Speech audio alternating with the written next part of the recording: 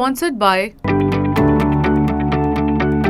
The high-stakes NATO summit kicked off in Washington, D.C. on Tuesday under President Joe Biden's leadership, with European leaders arriving in the country to mark 75 years since its inception in 1949. With the Ukraine war being the focus of the summit, President Biden reaffirmed his commitment to defend the war-waging Ukraine against Russia's invasion, using the global stage to try to show allies at home and abroad that he can still lead.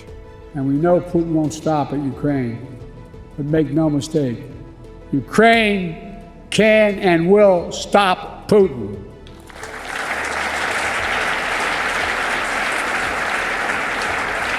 Especially with our full collective support. They have our full support. Amid the war in Ukraine, the NATO alliance is seeking to grow beyond Europe and the Western Hemisphere and is eyeing to deepen its ties with Indo-Pacific partners. Although the Asian nations aren't a part of the military alliance as of now, they are gaining prominence owing to Russia and China's closer ties to counter the West and the NATO alliance. For the third year in a row, Indo-Pacific leaders of New Zealand, Japan and South Korea are attending the NATO summit, while Australia will be led by its deputy PM. Owing to attendance by the Asian nations at the NATO summit, it is expected that China will follow it closely amid the growing worry about the military alliance's interest beyond the West. The Indo-Pacific countries with shared security concerns are looking to strengthen ties with the West as competition between the US and China escalates.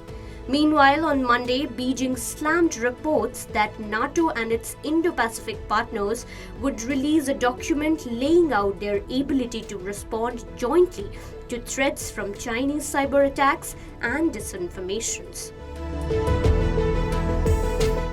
Pertinently, stakes are high for this year's NATO summit, as it is the last before the US presidential elections scheduled for November this year.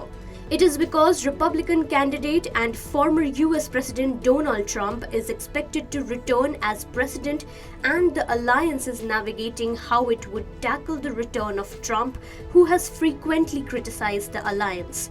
Several times, Trump has suggested that he would not defend NATO members if they came under military attack in case they did not meet the alliance's defense spending target of 2% of each member's GDP. If we don't pay, are you still going to protect us? I said, absolutely not. They couldn't believe the answer.